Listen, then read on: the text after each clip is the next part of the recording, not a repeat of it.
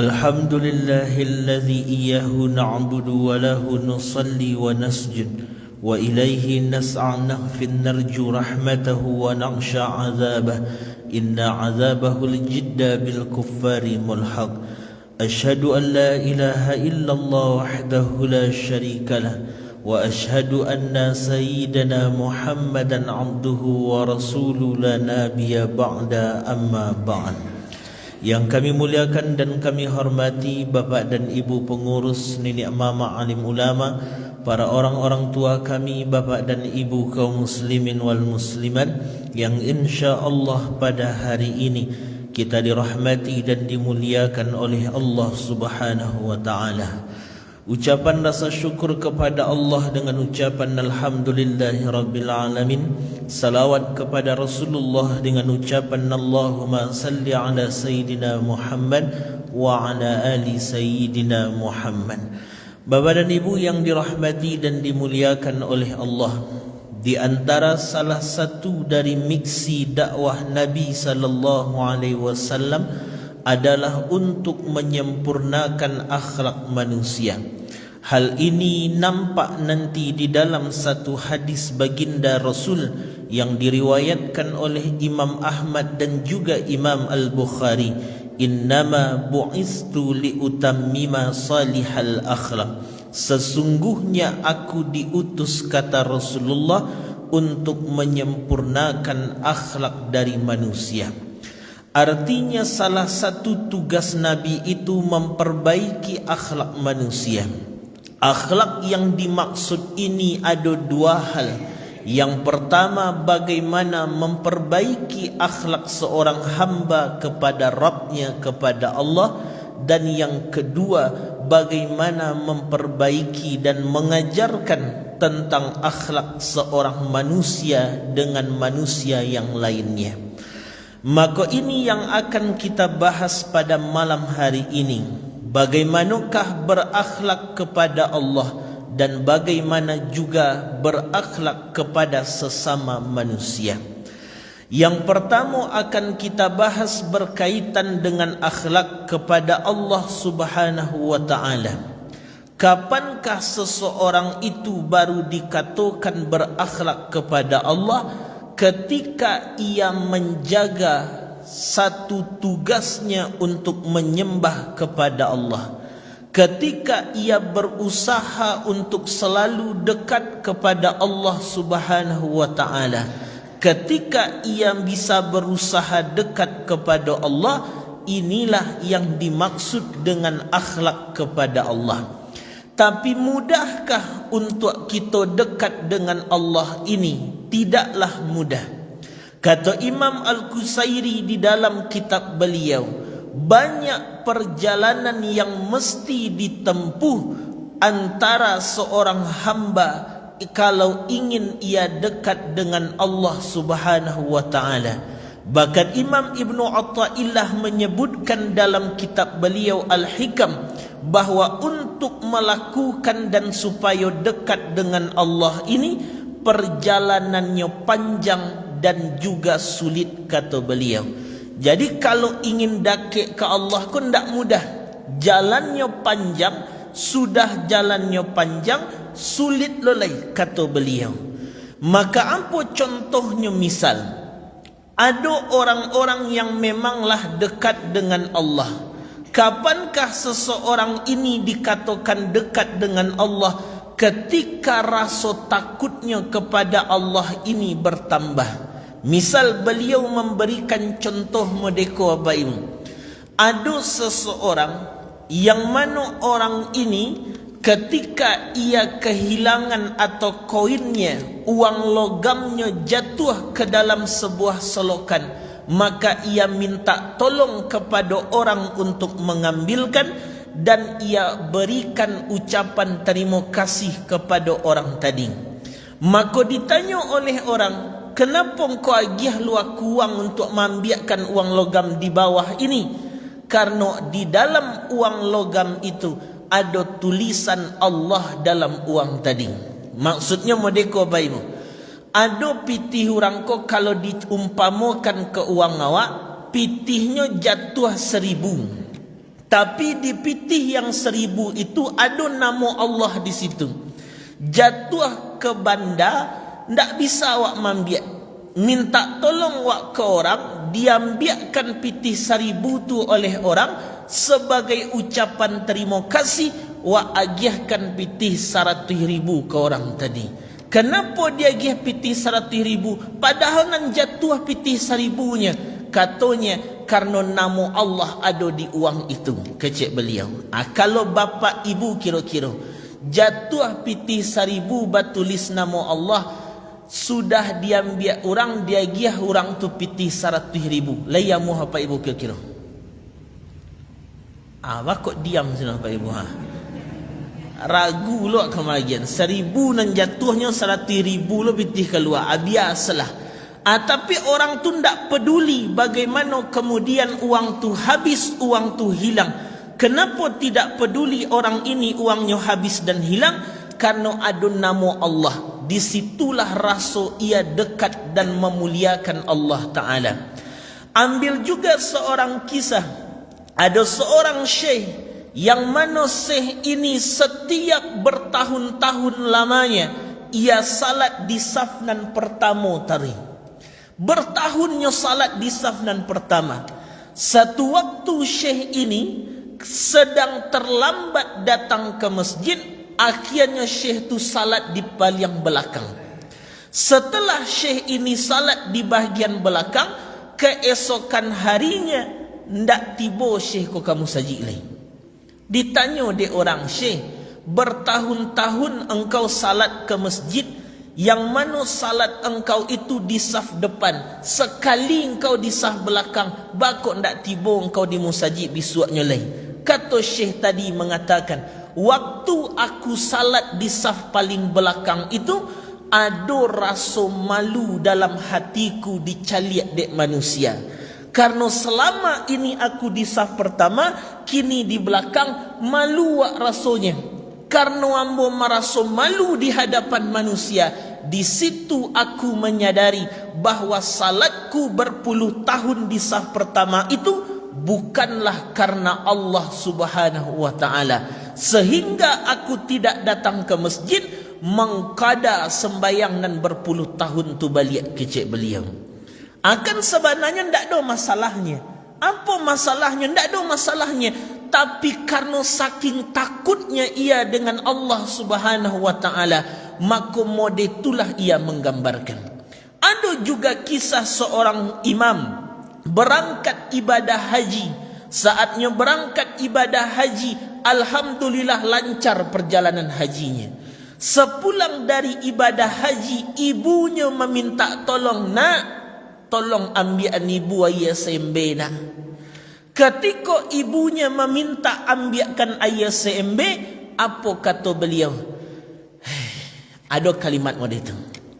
Ketika ibunya meminta ambilkan ayah sembe, ada rasa berat di hatinya. Sesudahnya ambilkan ayah untuk ibunya, di situnya menangis minta ampun kepada Allah. Apa nan ditangisinya? Ya Allah, aku sadari ibadah hajiku bukan karena engkau ya Allah. Bakok model itu.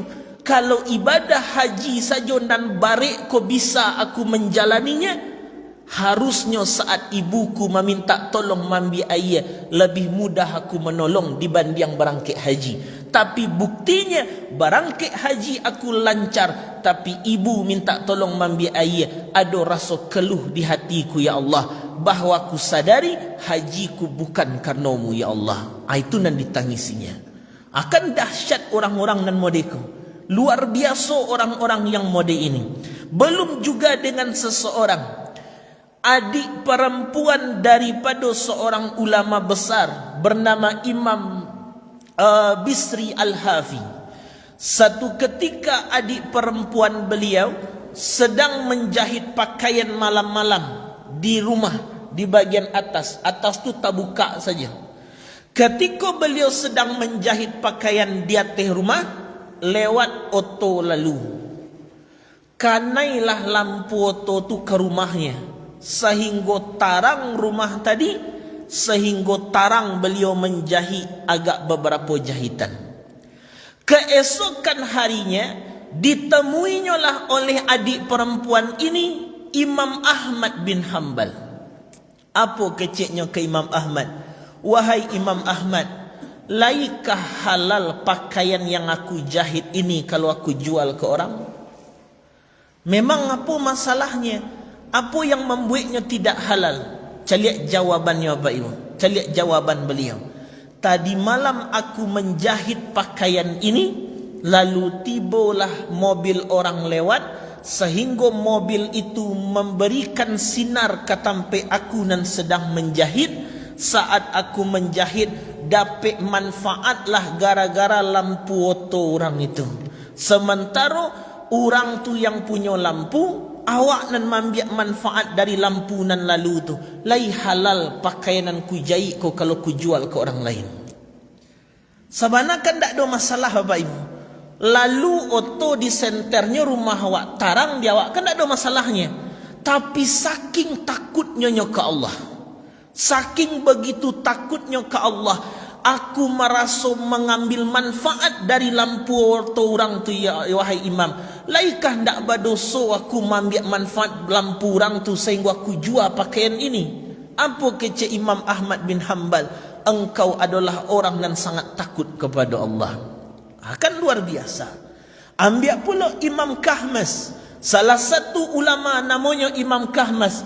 Satu ketika beliau berucap, aku tangisi satu dosaku selama 40 tahun di hadapan Allah. Apa dosa engkau yang kau tangisi 40 tahun lamanya? Kata beliau, satu ketika aku selesai makan ikan, agak babaun tangan de ikan tadi. Ketika tangan tu babaun, ambolaplah ke dinding rumah orang. Rumah orang siswa kan dari tanah liat itu. Ambolaplah laki tanah tu ke tangan, ambo gosok-gosokan sehingga hilang baun ikannya. Tu apa dosa engkau? Ketika aku meletakkan tanganku di dinding rumah orang tadi dan tanahnya menempel kemudian ke tanganku, tapi aku lupa minta izin ke orang dan punya rumah. Itu nan aku tangisi 40 tahun kepada Allah Subhanahu wa taala. Kira-kira kalau Bapak Ibu lewat wak di rumah orang, wak ambil kabui rumah orang tu, bangih ndak orangnya?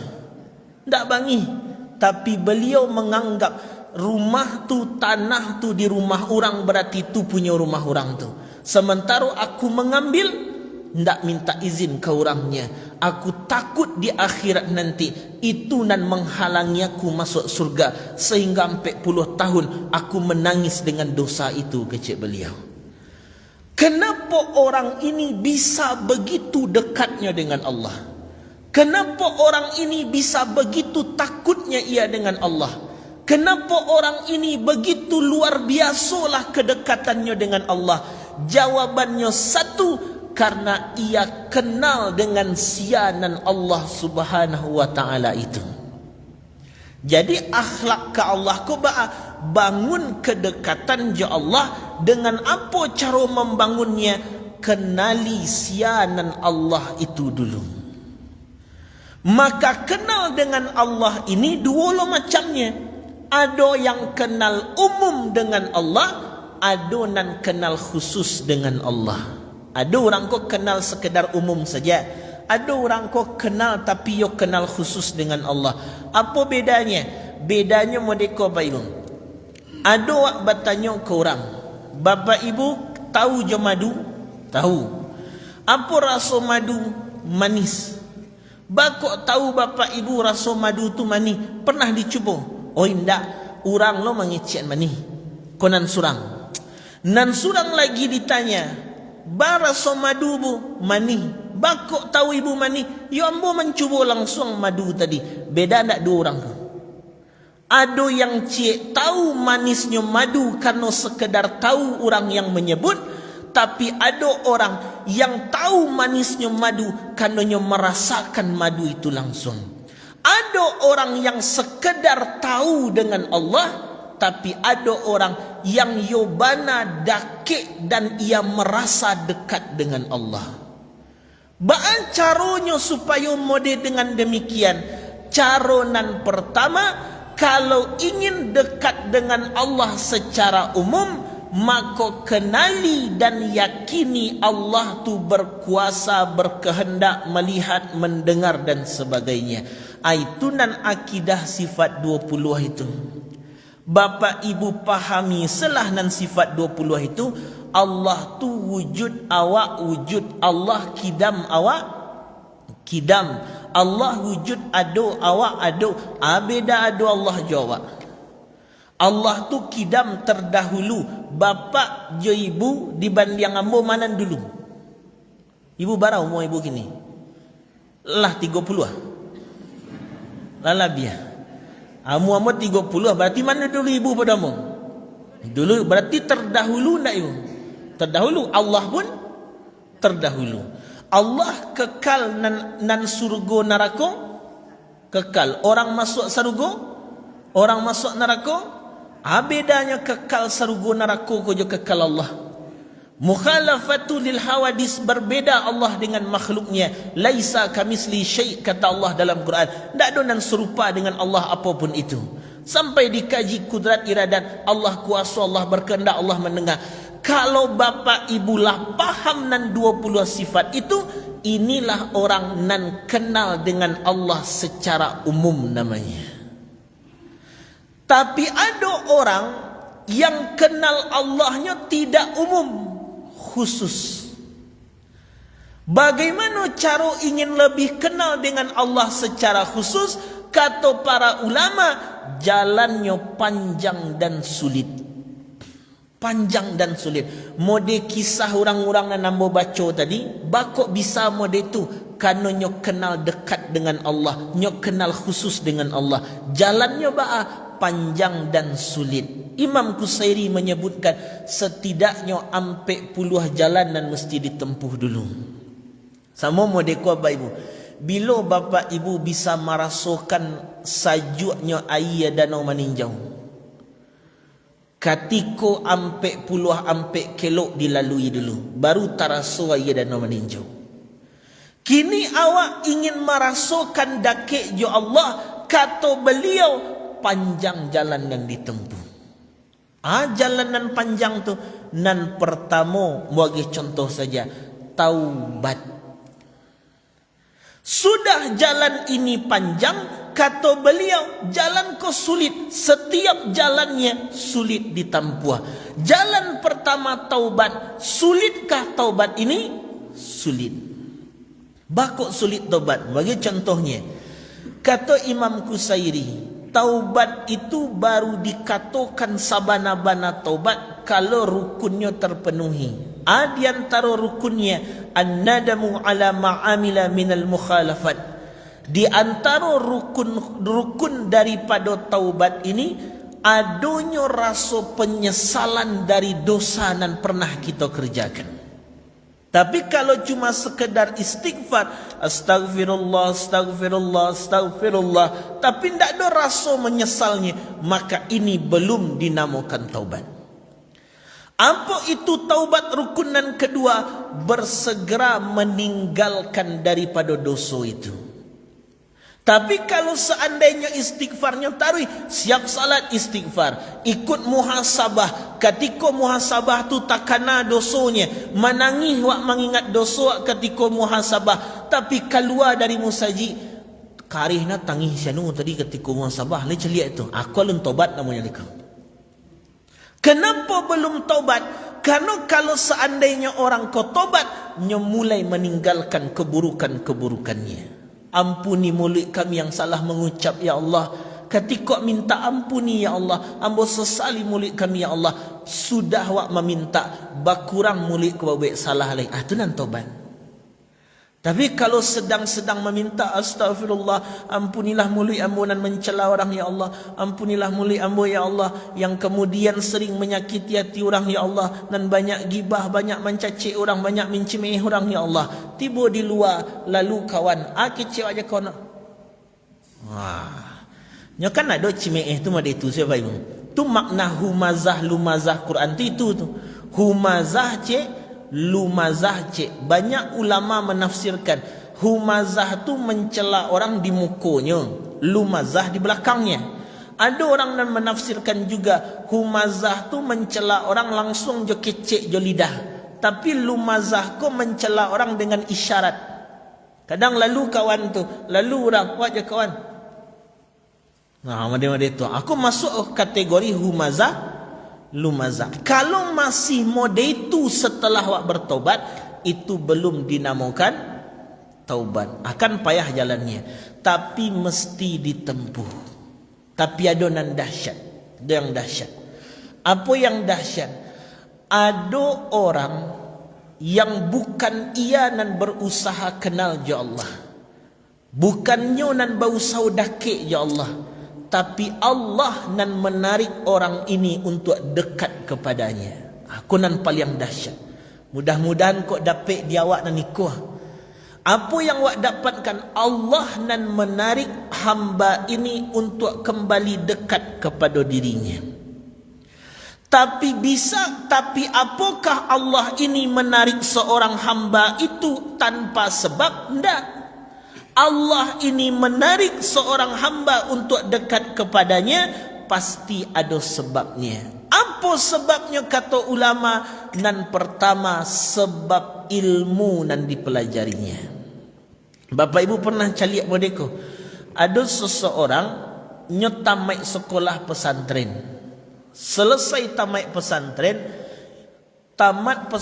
keluar pesantren, sumbayang kadang lai kadang hindak.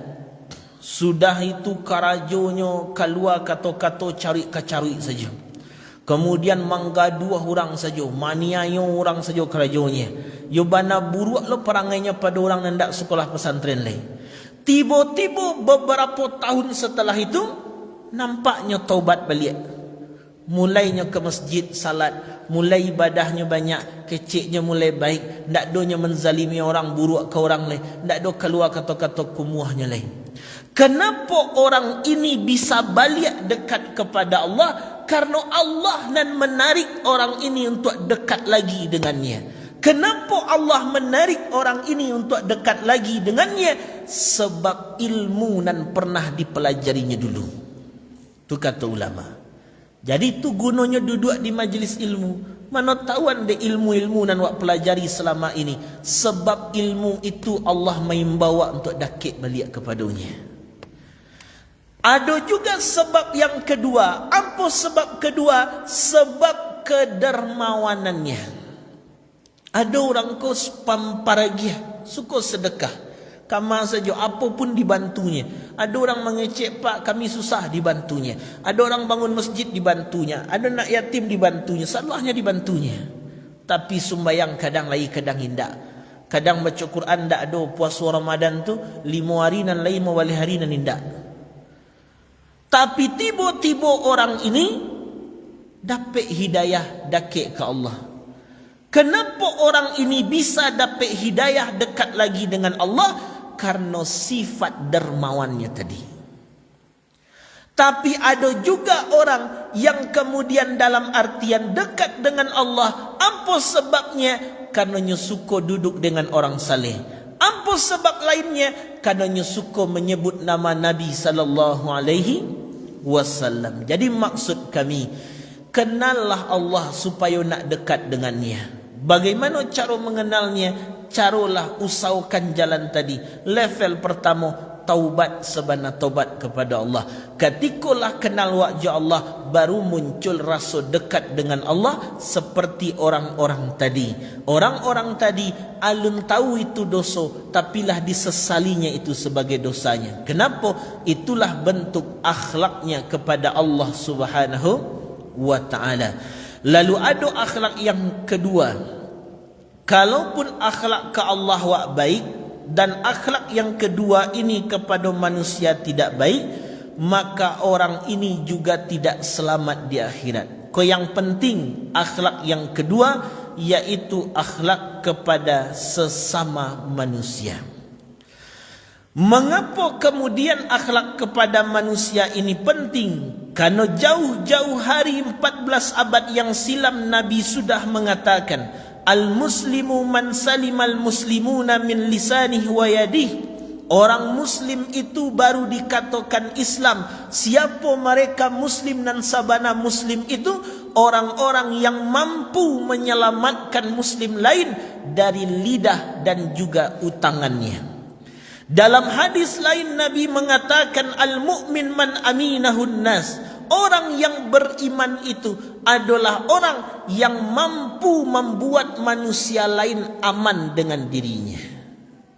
Kanonnya ada pula kecil Allah orang dan ibadahnya kemudian hebat, tapi jo manusia bermasalah tiap hari.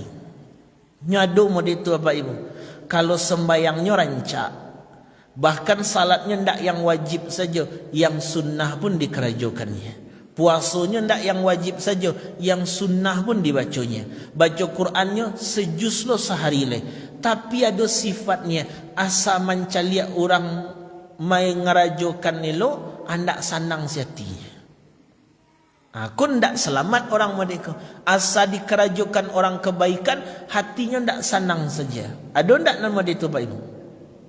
Ada. Apa contohnya? Dulu kami, ambo dulu ada waktu tu membuat tahfiz di satu musalla. Karena kebetulan awak pernah tinggal di situ, sudah tinggal di situ, dicaliak kondisi yang muda-muda, anak SMP-nya, SD-nya bahkan duduk di pos rundo saja. Akhirnya mencaliak keadaan itu, kami buatlah tahfiz di musalla itu. Tujuannya supaya anak-anak tu ke surau. Indak pun yang SMA, minimal yang SD-nya kemudian ke surau. Dari yang kami buat dengan kawan, donatur awak yang mencari sebagainya, sampailah kemudian anak-anak kau ke surau 5 balik orang, sampai 20 orang, sampai 25 orang. Setelah anak-anak kau ke surau, karena kami juga anak semakin banyak, tu butuh dana yang banyak. Minta izinlah kami ke pengurus. Pak pengurus, boleh kemudian kami meletakkan kotak infak tahfiz di musalla? Kalau boleh, kami buat cik. Letaklah ciknya. Wak buatlah kotak infak rendah dari meja ini. Wak letakkan di dalam musalla. Tujuannya untuk tahfiz saja. 3 hari hilang kotak tadi. Kemana? Bukan diambil orang kotak tadi, tapi dibuang oleh pengurus ke gudang musalla. Kami tanya, Pak pengurus, kenapa Pak buang? Ambo kan minta izin meletakkan kotak ko kapak. Kejap Pak letaklah. Jawabannya, berkurang piti musalla dek gara-gara kotak tahfiz tu kecil. Sampai kemudian kalimat keluar, mangalus si Alfi itu nan mauri nyokan dak urang siko do. Keluar kata-kata itu. Tahu Bapak Ibu apa yang terjadi? Banyak masalah awak lain. Akhirnya banyak masalah, tahfiznya mati, anak-anak ndak lagi ke surau. Kira-kira awak buat tahfiz dibawa anak ke surau, elok ndak Bapak Ibu? Kiranya dikacaunya ndak jadi anak ke surau. Kalau ada orang yang kebaikan wak lakukan tapi nyo kacau sehingga hilang kebaikan itu, aku nan bermasalah orangnya. Bahkan ada juga ibu-ibu ngadu. Banyak ibu-ibu kok kalau ngadu, kadang sudah kajian ngadu. Kadang ada ibu-ibu kok curhat lewat chat WA. Boleh ibu bertanya, boleh ibu mengecek senta, jadi ibu. Ada yang kadang bisa minta waktu seketik Ustaz, jadi ibu kecek mu. Dan rata-rata yang curhat itu kebanyakan ibu-ibu. Disitulah hamba mengambil kesimpulan, ternyata masalah ibu kok lebih banyak dari apa? Iya ibu? Ayo kan iya tu. Apa masalah ibu tu? Kami selesai kajian subuh, duduk minum. Ketika minum, sedang minum, bertanya ibu tu, ibu Ustaz, kecek beliau, apa bu? Apa ndak boleh? Anak lah gadang-gadang. Jadi pulang capek ke rumah tu ndak dolo yang ke dikajar dah. Jadi apa masalahnya bu? Karena dek pulang capek ke rumah ndak do yang dikajar. Jadi ibu selesai awak sarapan bersama mode kini kuah. Ibu cuci galihnya dulu, ibu cuci piliangnya dulu di musaji, deknya piliang musaji, galih musaji. Kan rancak kerja ibu tu kerjamu. Sudah tu lah selesai menyuci piliang, awak ke pulang, nampak teras musaji itu, janjangnya kadang bekas siap. Ibu ambil lo sapu, ibu sapu lo teras tu keciknya. Kan rancak kerja ibu tu. Masalahnya, yo ado lo orang nan mengecek, sok-sok lo gayanya punya pung saja kecilnya. Aku yang jadi masalahnya, kadang yang mengecek manuduah model itu sia orang nan tiap hari salat, orang nan tiap hari tahajud, orang nan tiap Senin Kamis puasa, akhirnya ibadahnya ke Allah baik, ke manusia akhlaknya tidak ada. Tak ada je gunanya. Banyak masalah nan model itu, hal-hal seperti itu banyak. Bahkan ada satu masjid kok penyakit dima-dima yang mau nampak. Satu masjid pengajiannya tiap malam pengajiannya. Ketika pengajian tiap malam, sehingga bertambah banyak jemaah datang. Sampai jemaah datang tu sampai puluh 50 orang setiap pengajian. Dibuat oleh pengurusnya riahlah jemaah masjid. Waktu tu masih musim-musim riahlah musajid Pasia Pangeran baru sudah. Lah tibolo jemaah tu 2 bus ke Sinan. Lalu 3 bulan setelahnya jemaah ke Masjid Baitur Rahman Aceh. Dan hebatnya dibuat kerjasama oleh pengurus dengan bank. Apa targetnya? Jemaah masjidnya umroh berjamaah 5 tahun lagi.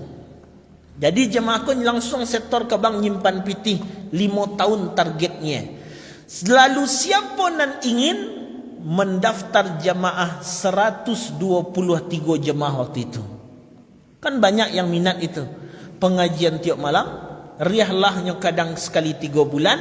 Kemudian setelah pengajian riahlah targetnya jemaah ku berangkat umroh sama-sama 5 tahun yang akan datang. Tiba Abu Jahalnya. Ndak mau yang ngecek apa ibu. Yang ngecek kan Allah. Nanti di Quran surah Al-Alaq itu, di Quran surah Al-Alaq pada ayat 13-14 itu, kata Imam Fakhruddin Ar-Razi kan menafsirkan kecek beliau, memang ayat ini turun untuk Abu Jahal. Tetapi ancamannya berlaku bagi siapa saja yang mengganggu dan melarang orang berbuat baik. Kira-kira tadi pengajian tu baik tak Bapak Ibu? Riahlah dakwah baik. Dibuat target jemaah umrah baik. Ada nan mengacau Abu Jahal apa tidak? Kan Abu Jahal itu. Apa kecil Abu Jahal kau? Mangalo nyo nan morih saji. Nyo kan orang Sumando sikonyo. Keluar kata-kata itu. Sama di Bukit Tinggi. Kalau di Bukit Tinggi itu masalahnya. Manganyo nan morih. Nyo kan dak orang Kurai asli. Bukit Tinggi itu masalahnya. Itu senang terjadi ke di pangancak lain. Akhirnya deknya orang Sumando mulai disingkirkan. Akhirnya pengajian yang tadi tiap malam kini tinggal sekali sepekan lain. Biasanya jemaahnya 40-50 orang, kini tinggal 10 paling banyak 15 orang. Riahlahnya ndak ada lagi, bahkan target umroh 5 tahun ke depan gagal semuanya. Kan bahaya orang-orang yang seperti ini. Makanya jo manusia tu elok-elok salah. Dengan manusia tu berbaik-baik saja. Ambo ingat satu ucapan dari beliau. Ambo ingat satu ucapan daripada Sufyan As-Sauri. Apa kata Imam Sufyan As-Sauri? Kau Bapak Ibu bisa pertimbangkan kalau awak ingin berbuat buruk ke orang lain. Apa kata Sufyan As-Sauri?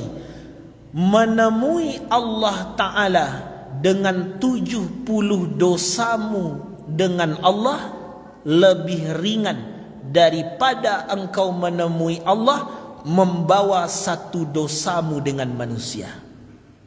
Lihat kalimat beliau. Engkau temui Allah Ta'ala dan engkau bawa 70 dosamu dengan Allah. Dosa aja Allah lalai dalam sembahyang misalkan. Itu kan dosa aja Allah itu. 70 dosa aja Allah, ciek dosa aja manusia. Wak bau menghadap Allah, lai ringan je 70 dosa aja Allah dibanding 1 dengan manusia. Kan tak main-main itu. Kenapa kalau dosa aja Allah kau bisa dengan minta ampun saja, tapi kalau dengan manusia apa yang terjadi sepanjang orang tu belum ridho, Allah tak akan mengampuni. Itu baliknya je manusia. Nyo banyak jenis-jenisnya Bapak Ibu dalam Quran. Kan ada Quran menyebutkan, ya ayyuhallazina amanu ijtanibu katsiran minaz-zan. Hai orang beriman, jangan kemudian berprasangka buruk. Kan ke manusia aja kau. Bila banyak prasangka buruk tu petang waktu kurban itu. Ada di satu kampung, elok ustaz ko. Kalau mau kecak mo elok ustaz ko. Kenapa? Beliau nan membeli kurbannya pergi ke pasar, beliau nan mendabiahnya, dan beliau tak pernah memakai piti kurban 100 rupiah pun. 5 balih iku aban tiang kurban, beliau nan mendabiah ke 5 balih itu yang menyembelihnya. Dan beliau tak pernah minta 5 balih kurban yang mau mendabiah cik antan ke rumah mo kepala jadi, tak pernah. Tak pernah beliau minta cik sembelihan 20,000, tak pernah. Beliau ikhlas. Dan beliau sudah urus ini 20 tahunan kurang lebih. Kan elok kerajuannya itu. Tapi ada je mulai Abu Jahal tadi. Apa keciknya? Hobi na ustaz tu mau kurban. Mungkin sambuah dapetnya mungkin keciknya. Aku kan prasangka buruk aku. Mengecek wak dengan demikian. Walaupun orang tu tidak tahu, tapi tidak minta maaf, di akhirat cari orang tu nanti. Itu yang balik, cari orang tu nanti. Jadi hati-hati dengan masalah urusan awak dengan manusia. Nyo banyak Bapak Ibu, bukan cuma prasangka buruk, bukan cuma tidak suka dengan kebaikan orang, tapi ada juga apa penyakit lain, zalim ke orang. Zalim tu kan tidak cuma menganiaya orang dengan tangan awak, tapi dengan perilaku awak merasa terzalimi orang, merasa tagaduh orang, itu termasuk juga kepada perbuatan zalim. Tu yang dikadukan ibu-ibu kamu waktu itu. Apa kata ibu tu? Difotokannya di ibu tu. Ambo punya tetangga keciknya. Tu apa masalah tetangga ibu jibu? Tetanggamu kau punya batang pohon. Ketika tetanggamu punya batang pohon, lah gadang pohonnya, lari pohonnya tu ke rumah ambo. Lah tertutup atok rumah ambo. Tiap hari basirak daunnya di halaman awak. Lah jadi saruk sin sadolahnya. Lah menggaduah kecik ibu tu. Atok tu lah mulai cair adik tatutik di kayunya taruh itu. Tu baan caranya lah itu. Buka nanti dalam kitab Bughiyatul Murtasidin. Kalau modeko kejadiannya ibu, langkah pertama ibu sampaikan ke orang yang punya kayu, bu, tolong potong manan menggaduh ke rumahmu. Sampaikan. Kata ibu nan punya rumah yang punya kayu tadi, jawabannya lah berulang kali di kecian, jawabannya sampai mati tak kamu potong-potong doh keciannya. Kan lain loh karihnya Bapak Ibu. Apa langkah selanjutnya? Langkah terakhir di kitab tadi disebutkan. Ambo kecian ke beliau. Langkah terakhir lebu, kok terakhir? Tapi mungkin tambah batangka ibu tu. Langkah terakhirnya. Maka dalam kitab tersebut, andailah disampaikan tidak mau orang memotong, maka awak boleh memotong manan menggaduh ke rumah awak saja. Jadi tabang lo punya orang, manan menggaduh saja. Ibu kau lain lo pemahamannya. Ditanyanya balik. Jadi kalau lah awak kecian ke orang yang punya kayu tu ndak amuahnya. Jadi boleh awak memotong manan menggaduh ke rumah awak? Boleh bu, tu langkah terakhir kecian bu. Tu kalau ayam murang dan menggaduh ke rumah awak, boleh awak potong kecik. Aku beda pula kau buat kecik awak. Aku salah lo ibu nanti. Jangan nanti ayam murang datang ibu potong lo tiba di rumah kecik awak. Ia nak mau kasih amonnya lah mau kecik. Maka orang tu keciknya. Apa masalahnya? Ayamnya kau tiuk sebentar. Sekelaman awak buang air sedih teras awak tarih. Jadi ketika buang teras awak kecik, kuranglah ayam kau wasirak tarih buang kotorannya di laman namo. Ndak, jadi kurang-kurangnya dah. Akanlah mau kecik tu. Tapi langkah kedua tadi kalau tidak mau orangnya, awak mendabiah le boleh mendabiah ayamnya. Aijan, iko hukumnya berlaku untuk benda tidak bergerak, batang pohon atau akar-akarnya. Aijan nanti dipagunan lo hukum ke ayam. Aijan nanti lah itu jadi salahnya. Jadi banyak zalim-zalim itu yang terjadi. Itu kan nampak itu zalim bentuknya itu. Padahal di Quran, kalau akhlak awak tidak bagus ke manusia, zalim awak ke manusia, Quran mengancam itu. Bapak Ibu buka nanti Quran surat Hud ayat ke-18. Ala la'natullahi ala zalimin. Ketahuilah, ingatlah laknat Allah kepada orang-orang zalim. Bahkan juga disebutkan dalam Quran Saba ayat 40. Apa kata Allah dalam Quran surat Saba ayat 40? Wa naqulu lilladzina zalamu, kami katakan kepada orang-orang zalim, rasakan olehmu akan azab neraka nan dulu engkau dustakan.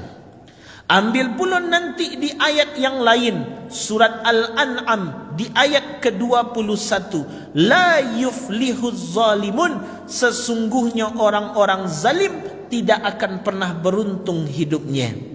Di hadis Nabi juga mengatakan, ittaqullah wa iyyakum wazulma, bertakwa kalian kepada Allah dan takutlah kalian dengan perbuatan zalim, kata Rasulullah. Kenapa ya Rasulullah? Karena zalim itu akan menjadi kegelapan di hari kiamat nantinya.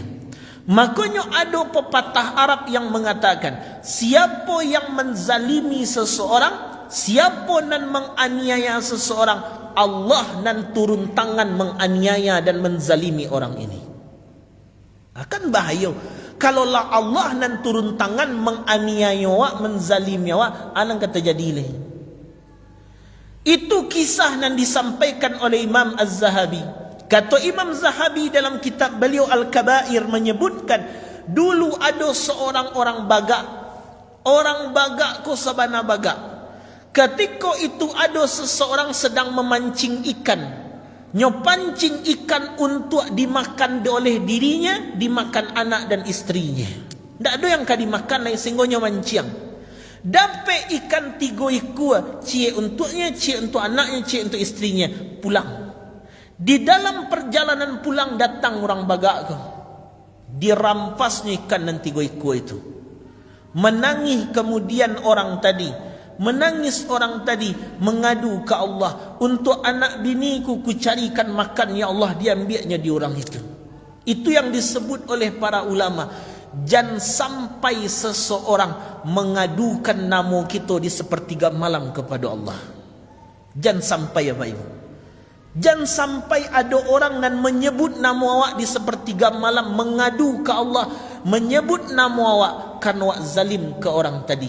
Jangan ada sampai mod itu. Akhirnya apa yang terjadi kepada orang tadi? Tiba-tiba saatlah dirampasnya ikan tadi, kanailah kemudian duri sirip ikan tu ke jempolnya. Saat kena itu luka seketik, biasa saja itu. Tiba di rumah beberapa hari dicaliak bertambah gadang, tambah buruk bentuknya. Dibawa kemudian ke orang yang tahu, ke cik dokternya, iko menular ke pak. Kalau ndak dipotong jempol pak bisa lari kateh. Akhirnya terpaksa dipotong jempolnya. Ternyata saatlah dipotong jempolnya, masih ada je sakit itu balik. Sampai dipotong kemudian ke sikunya. Lah dipotong di sikunya ternyata lagi je sampai terpotong ke bahunya. Lalu saat sudah itu bertemunya dengan seorang ulama. Apa kata ulama itu mengatakan? Kalaulah bukan kalau engkau merampas ikan itu, tidak mungkin tanganmu hilang seperti ini. Itu kata ulama tadi. Itu kan petunjuk dari Allah itu. Awak zalimi orang, Allah nan turun tangan menzalimi awak. Allah awak aniaya orang, Allah nan turun tangan membalasnya. Jadi jangan dek gara-gara baga awak zalim awak ke orang. Jangan dek gara-gara nanti keluarga awak ada orang baga. Jadi dek gara-gara keluarga awak ada orang baga, akhirnya semena-mena ke orang jangan. Jangan gara-gara mungkin anak ambo kini ko anggota ko, anak ambo Polda, anak ambo Polres, anak ambo TNI. Jangan gara-gara anak ku akhirnya awak zalimi orang jan. Baranalah kue anak awak sebagai anggota TNI orang bagak preman itu kalau dibanding Allah dan turun tangan membalihnya. Jadi hati-hati kalau sudah dengan urusan dengan manusia. Sio-sio ibadah awak apa ibu. Tak ada gunanya nanti lagi. Ambo kadang sedih Bapak Ibu. Kalau dicaliak-caliak kini, maka teringat ambo ucapan guru ambo siswa. Kecik beliau, coba pikir-pikir di kecik beliau. Tu buya, saya suak orang mengaji tak banyak dah, tapi masalah orang tak lo banyak. Akhlak orang elok. Kini mengaji sambuah, tapi bakok bertambah buruk akhlak awak nampak, kecik beliau. Beliau mengecek. Dan ambo caliak memang itu. Bapak Ibu kalau perhatikan di Bukit Tinggi itu pengajian banyak. Hari Seninnya, Selasanya, Rabunya, Kamisnya, Jumatnya, ada serolahnya. Tapi anehnya, nan satu majlis kadang batangka-tangka aja barang. Nan satu majlis kadang cimeeh je baru. Kadangnya satu majlis tapi berkelompok-kelompok orangnya. Apa gunanya mengaji kalau model itu? Apa gunanya mendengarkan pengajian nasihat-nasihat kalau masih model itu? Bahkan ada kemudian yang batangka, sudah kemudian batangka keluar dari majlis itu, dibuatnya lo pengajian di hari dan jam sama dengan majlisnya dulu. Misal pengajian orang ko Senin, ibu tu di Sinan, jemaah ko di Sinan, batangkanya katikonya bertangka pindah, saatnya pindah dibuatnya lo pengajian hari Senin jam 10 itu juga. Apa tujuannya? Ditanya, pas ditanya, "Ba kok sama harinya?" Yo nak jalih lo kama jemaah menang pinang banyak. Guna mengaji kalau model itu tu apa yo. Akan tak dosen ni guna mengaji akhirnya. Kenapa? Akhlak awak tak berubah.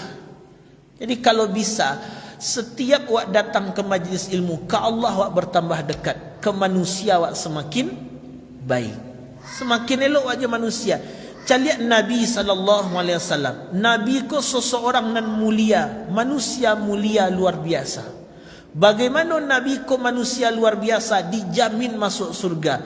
Tapi menjelangnya meninggal dunia, beliau kumpulkan sahabat beliau.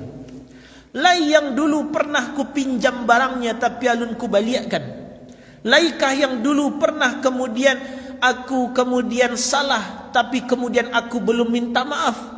Adakah yang pernah tersakiti olehku tapi kemudian aku belum minta maaf, ku minta maaf kini. Tapi ada yang tak bisa dengan minta maaf, yang ingin membalihnya, silahkan balih kini.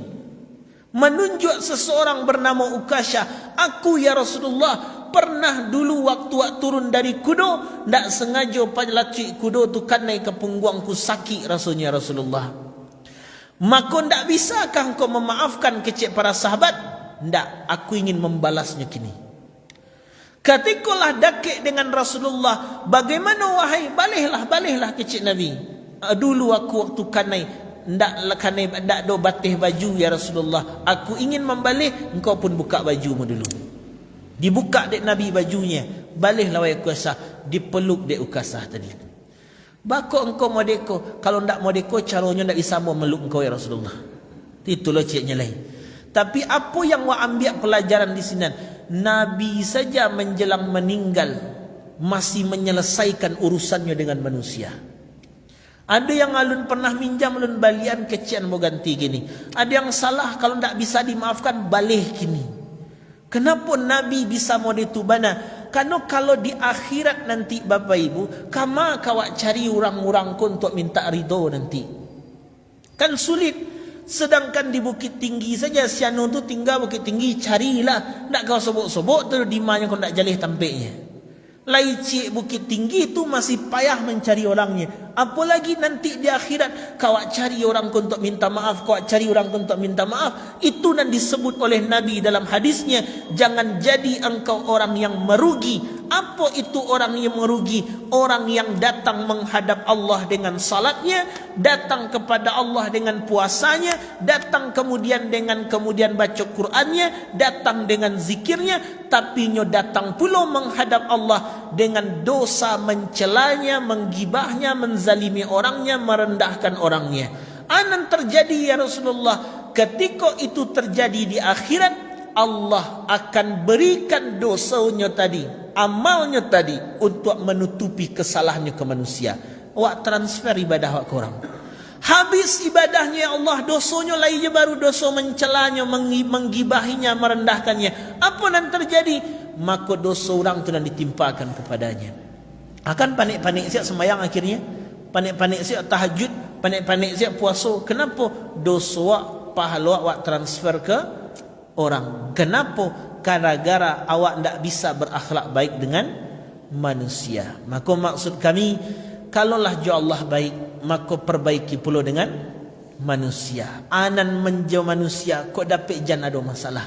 Yang jo manusia, kok dapat jan sampai orang merasa tagaduh terzalimi dengan awak. Karena urusan dengan manusia lebih berat daripada urusan dengan Allah Subhanahu wa ta'ala. Selesaikan. Dan inilah tujuan Nabi, misi dakwah Rasulullah, bagaimana manusia berakhlak baik kepada Allah dan bagaimana pula berakhlak baik dengan manusia. Jaga dua hal ini. Ketika dua ini dijaga, itu yang Allah sebut dalam Quran, mereka diliputi oleh kehinaan, kecuali yaitu orang-orang dan menjaga hubungan baiknya dengan Allah dan juga menjaga hubungan baiknya dengan manusia. Itulah terkait dengan misi dakwah Nabi yang disampaikan oleh Nabi di dalam hadisnya. Mudah-mudahan kita berdoa, apapun kini akhlak kita yang kurang ke Allah, mudah-mudahan Allah dan menarik kita untuk dekat lagi kepadanya.